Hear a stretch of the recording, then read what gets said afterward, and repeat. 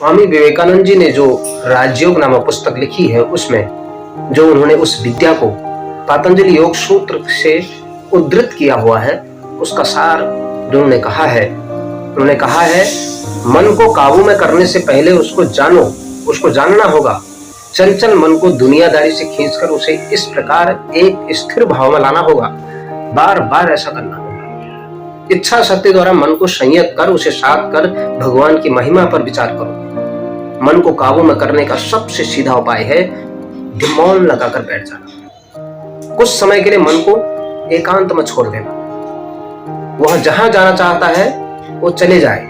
तुम पूरी दृढ़ता के साथ सोचते रहो कि मैं दर्शक हूँ, साक्षी हूँ, बैठे बैठे मन का डूबना उतरना देख रहा हूँ, मैं मन नहीं हूँ। इसके बाद अपने मन को देखो, सोचो मन से तुम बिल्कुल अलग हो। खुद को भगवान के साथ एकाकार रूप में सोचो। स्वामी विवेकानंद जी ने राजयोग में कहा है कि ये जो अभ्यास है, ये निश्चित फल अपने आप प्राप्त होता है,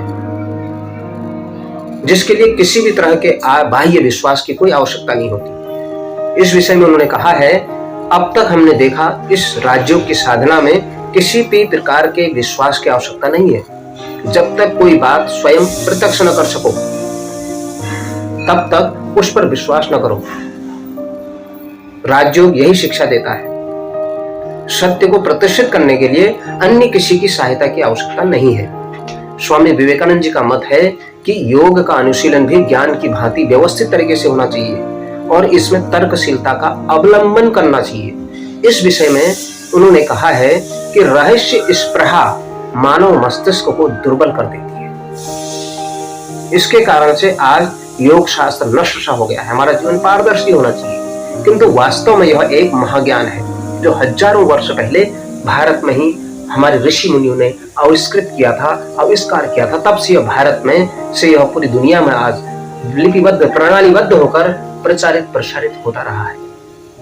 इसीलिए उन्होंने कहा है कि राजयोग में उन्होंने अंत में यही कहा कि हमें इस साधना में, राजयोग की साधना में किसी के भी विश्वास की आवश्यकता नहीं, जब तक आप कोई बात स्वयं प्रत्यक्ष न कर सको, अपने उदाहरण के द्वारा, अपने अनुशासन के द्वारा, अपने आचरण के द्वारा, तब तक उस पर विश्वास न करो। इसलिए पहले स्वयं को अपने आचरण में ढालना होगा, स्वयं को उस अनुकूल बनाना होगा और स्वयं को झोंकना होगा, तभी आप उस राजयोग के सिद्धांत में खरे उतर पाएंगे।